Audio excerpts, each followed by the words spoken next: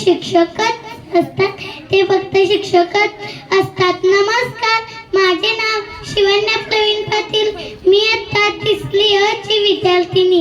मी आज तुम्हाला शिक्षक दिनाबद्दल 2 शब्द सांगणार आहे.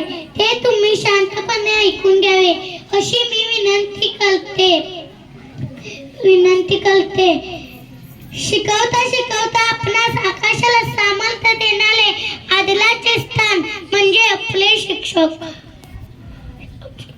5 सप्टेंबर शिक्षक दिन हा दिन साजरा केलाच पाहिजे.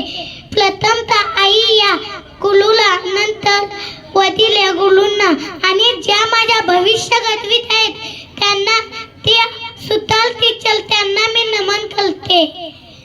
5 सप्टेंबर भारताचे माजी राष्ट्रपती डॉक्टर सर्वपल्ली राधाकृष्ण यांचा जन्मदिन शिक्षक दिन म्हणून साजरा करतात.